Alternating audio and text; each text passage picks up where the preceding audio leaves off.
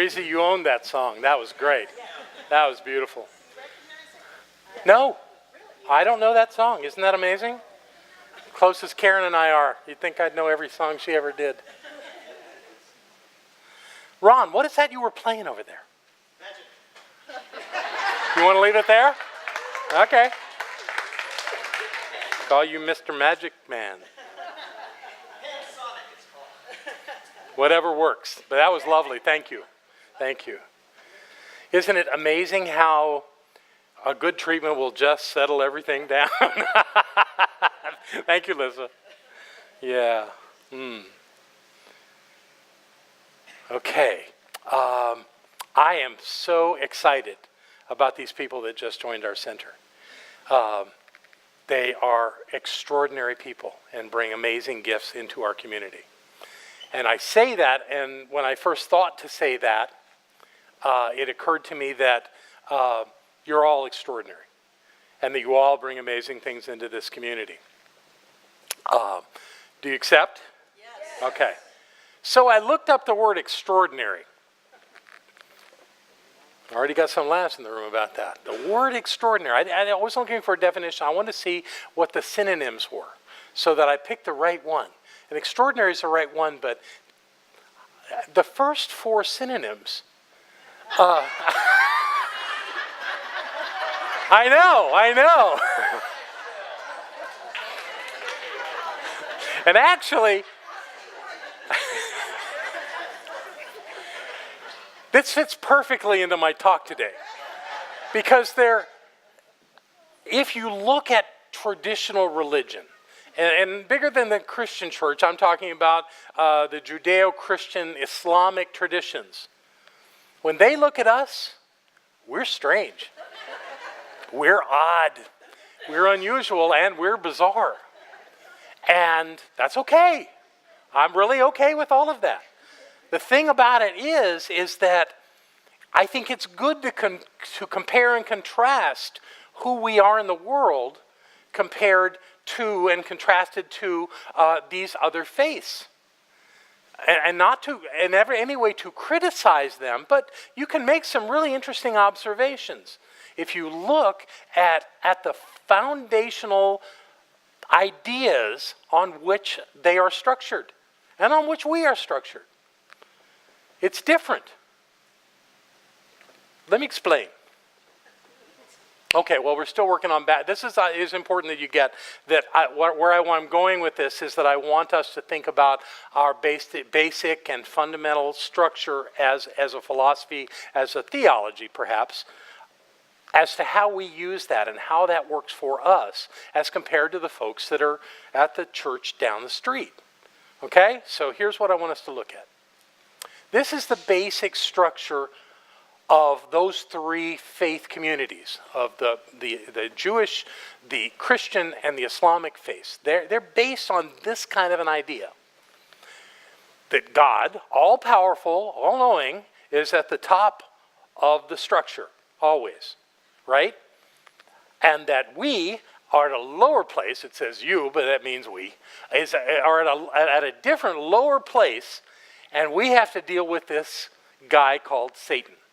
It's true that all three of those faith communities believe in that idea, generally. I mean, I know that we had a pope some time back that actually started to crack that bubble, but the truth is that those faiths are based on this model. Does that make sense to everybody? Anybody don't see that? Okay, so this is it, and the deal is that we are constantly, according to this model, being tempted by this evil force called Satan or the devil or whatever you want to call it, and that we need this one called God to save us from this. And if it's the Christian faith, you could put Jesus on the top of this, it would be the same model. And that's the way it's structured. And looking at this as the model, I was reminded of something. How many of you have taken classes with me at this center? Okay, so most of you that raised your hand probably have seen this other thing that I want to share with you. And it's called the drama triangle. And the drama triangle is based on the idea that if you feel victimized, If you feel victimized by anyone and anything, there are players in that mix with you. It could be people, could be institutions, could be cultures, could be a lot of things, but that you're recognized, at least initially in this model, as the victim. That's something's gone wrong, and you're troubled or have a problem because of that, and that in the case of that there's someone or something that's bringing that upon you. That's the perpetrator. Somewhere, somehow, something is doing it to you. And the only thing that you got to look to is a rescuer, someone who is going to help you get out of this because you don't know how to. Okay? Drama triangle. I actually talked to the psychologist that came up with this model, and I put a chapter in my book called The Sorry Syndrome on this very thing. And it's a real concept, and you can identify it. If anyone looks like a victim, they're playing the role of victim, you can identify, if they'll tell you their story, who the perpetrator is and who the rescuer is. The problem with this model is that it keeps flipping. It keeps turning so that once you were the victim, but then because of circumstances, somebody thinks now that you're the perpetrator, or the rescuer thinks that they're the perpetrator, or someone thinks they're the perpetrator, or somehow it just isn't a stable model. So if you step into this triangle, you're going to experience probably all three of these positions, because someone's going to be mad at you and someone's going to ask you for help, because that's just sort of the way it works. It's an interesting design, and I have seen it work in lives over and over and over again. So the trick here and what we teach is don't get in the triangle, right? Don't get in the triangle. So,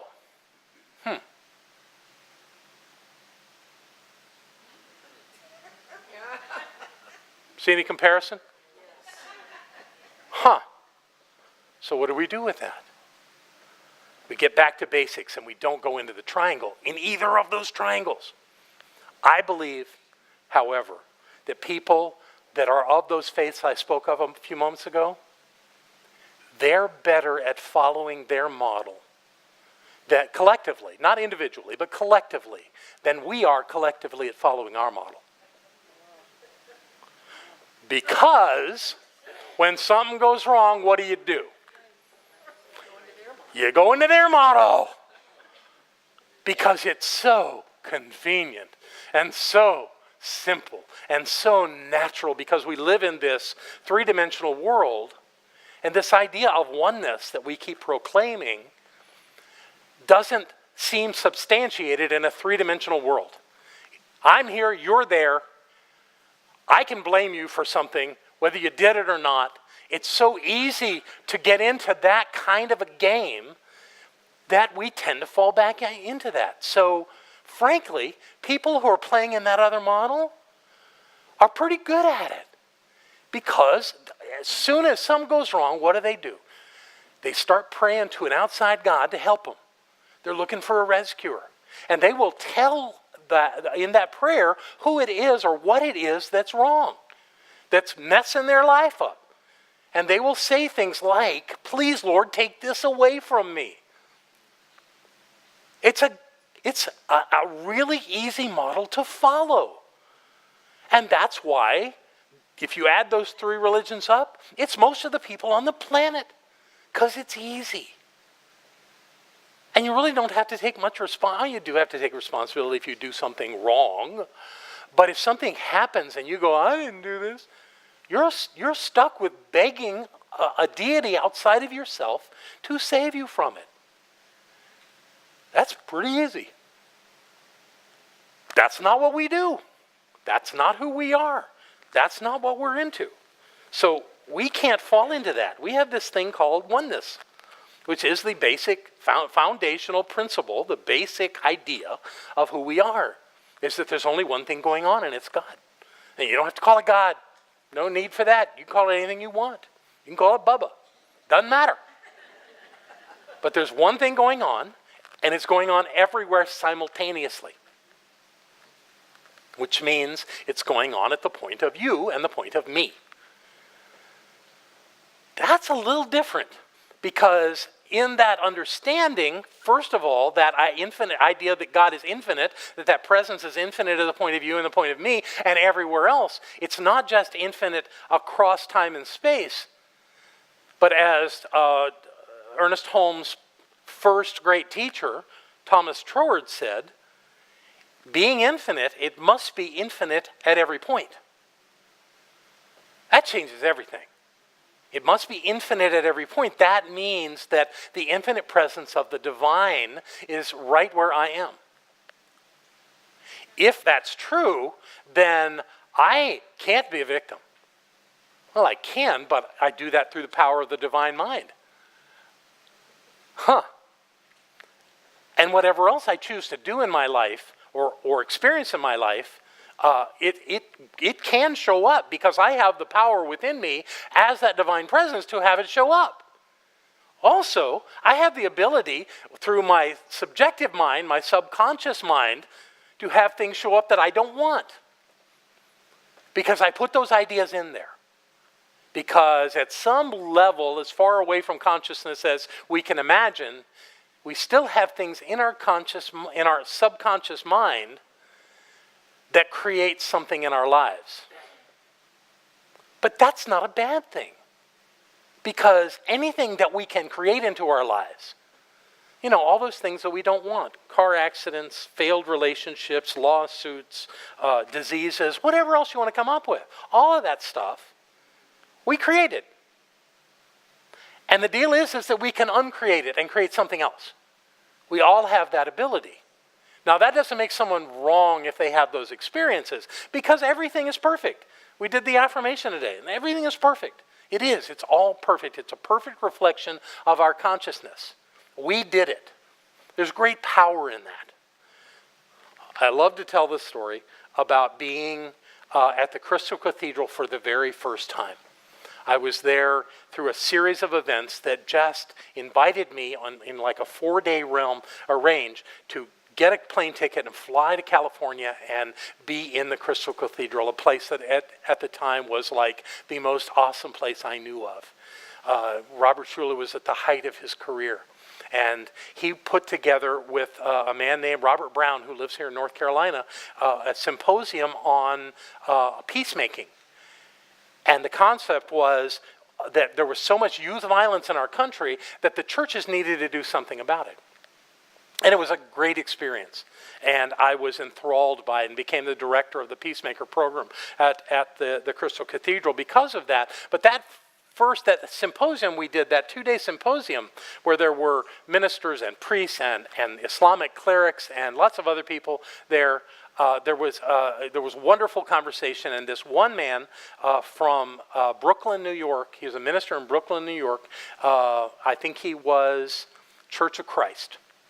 He got up to speak, and he said, the youth violence in America is the church's fault. And that's about what he got back right in the room. Except me, I was standing in the back of the room and went, yeah! Because as a student of science of mind, I knew that if the churches caused it, they could change it. You ever try to get somebody to change something that they had nothing to do with creating?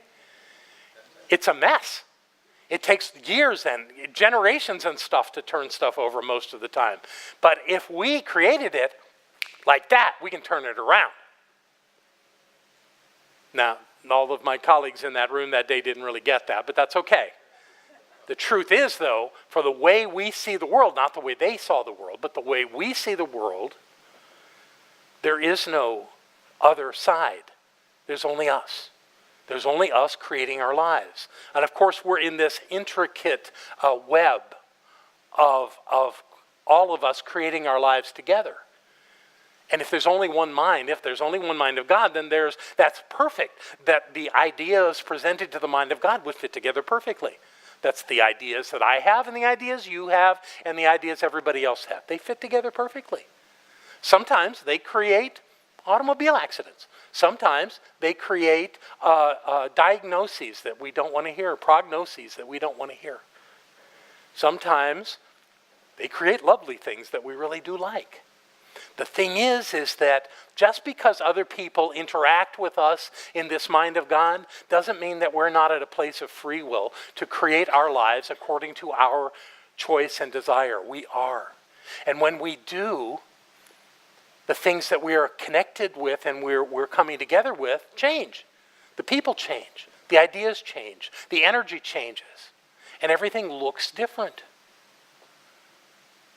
This is important to understand. This is the basic foundational idea of our teaching, is that oneness that seems so abstract, so complicated, really isn't at all.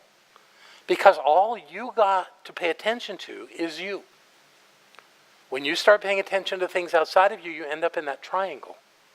And that does not serve you. It doesn't serve me. God, I've been in it plenty of times.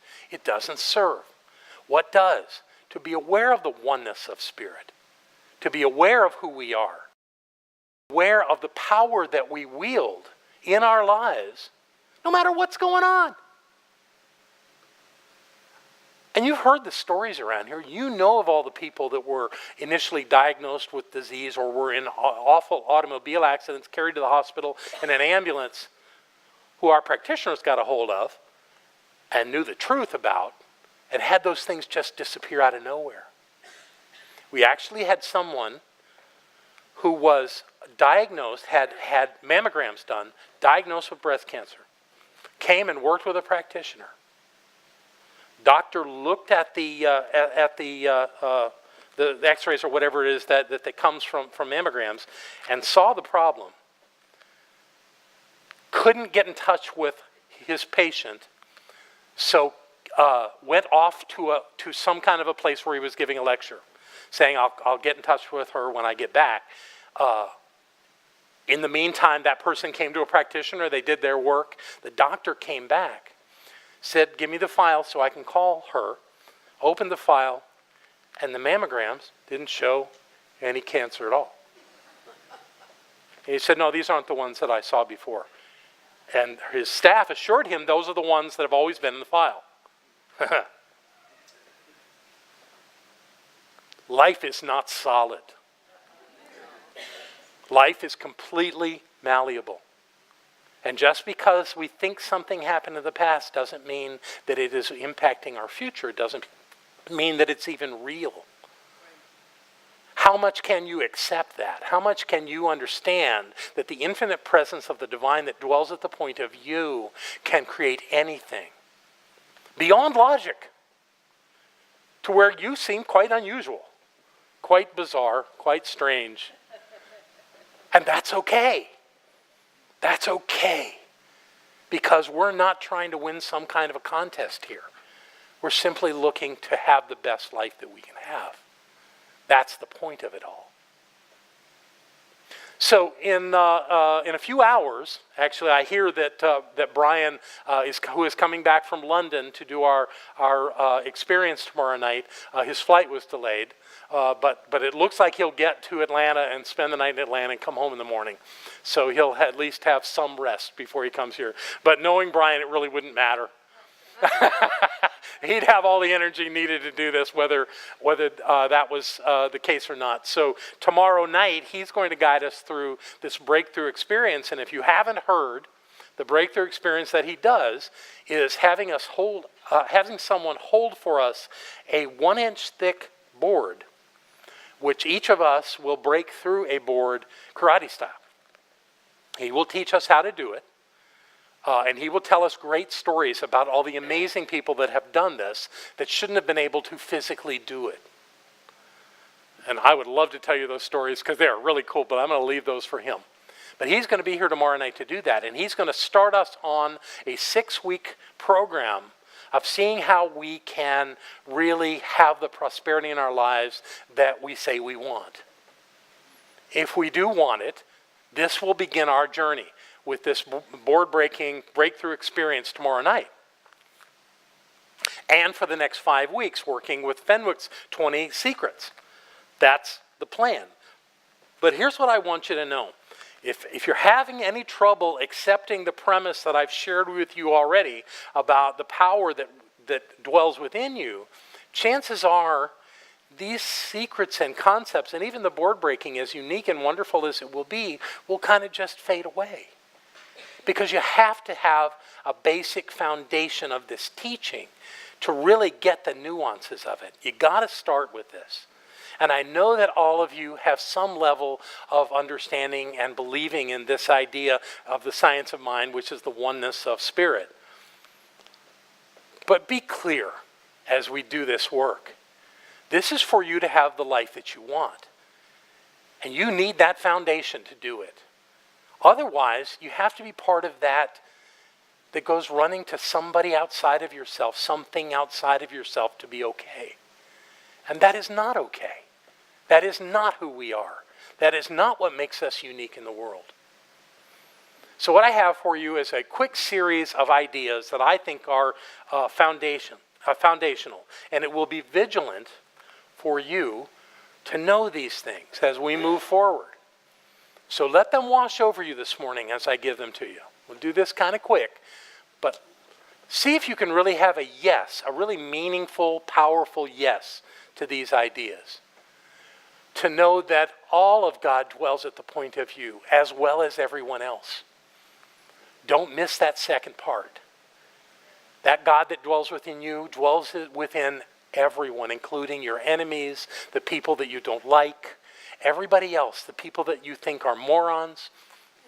God's right where they are. And for you not to see that is your loss, not theirs.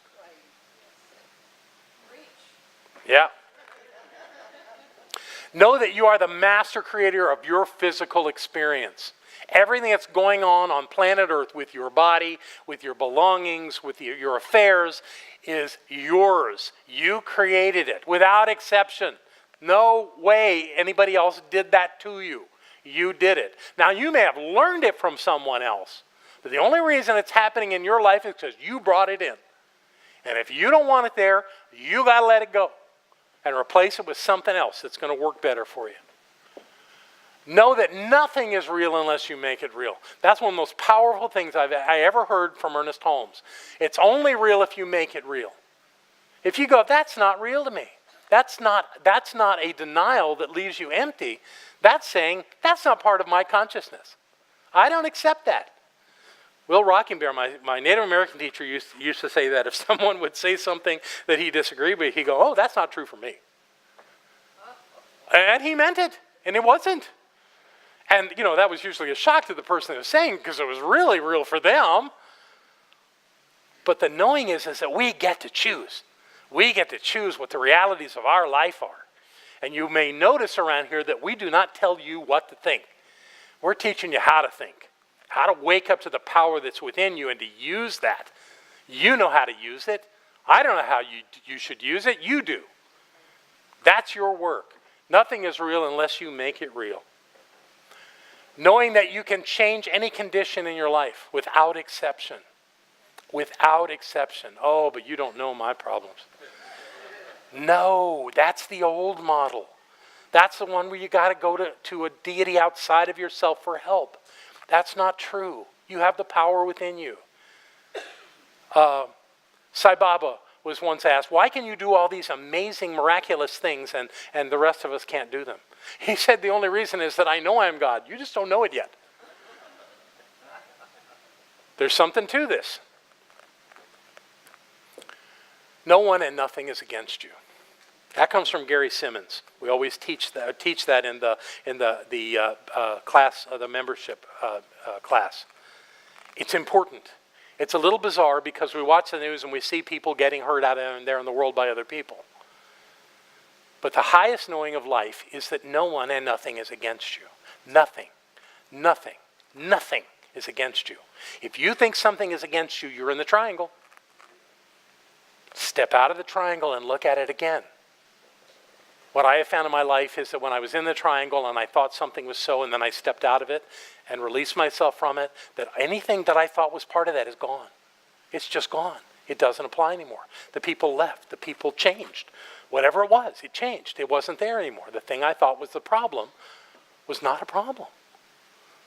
So no one and nothing is against you is a primary idea that demonstrates that you live in the oneness of spirit.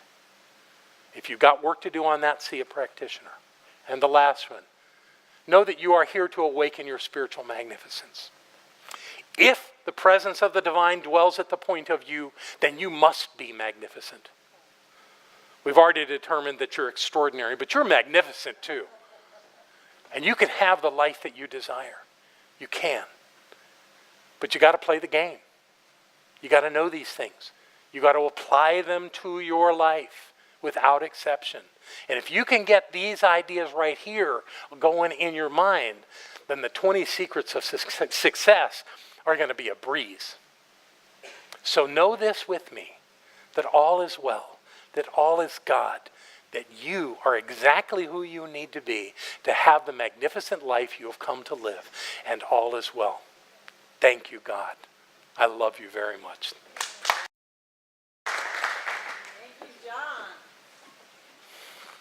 Our welcomers are coming up, and while they're coming up, I'd like to ask the room, who's here for the first time? I know there's a bunch of people because I met you earlier. Raise your hand. Welcome, Teresa.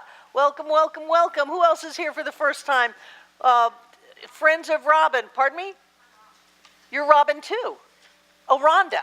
Robin, friend of Rhonda. Excellent, excellent. And who else? Which one's Kathy? Kathy. And Eileen from Baltimore, right?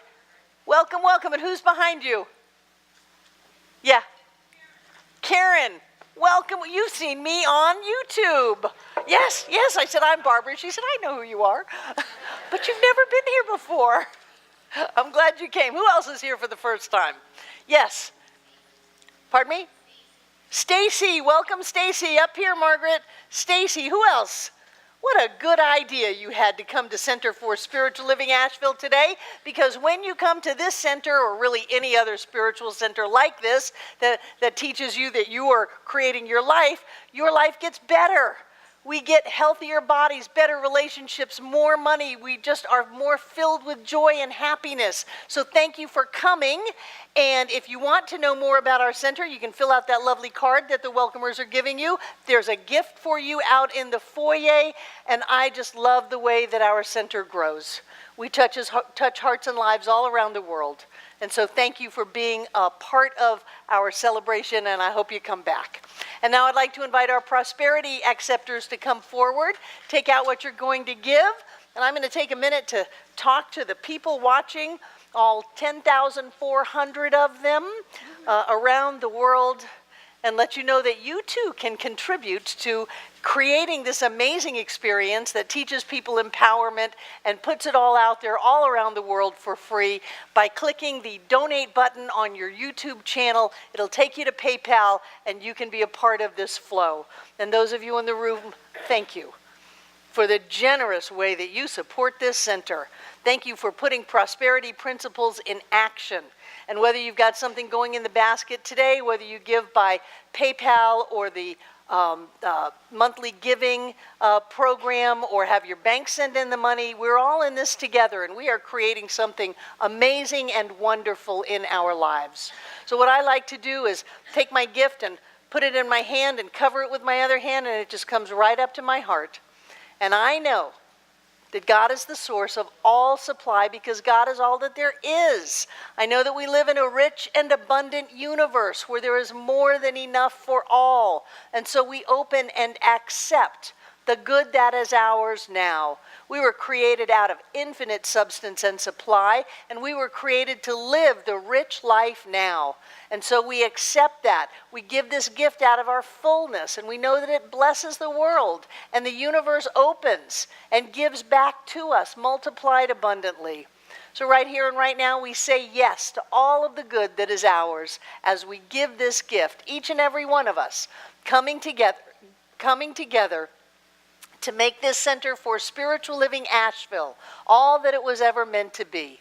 It is a place of peace, a beacon of light, a tower of strength, and a fountain of wisdom that touches the lives of all who call it home. And we'll repeat our investment affirmation together aloud. I freely and joyously give from the abundance and fullness of my overflowing wealth, knowing my gift goes with love as it touches and blesses the world. And so it is.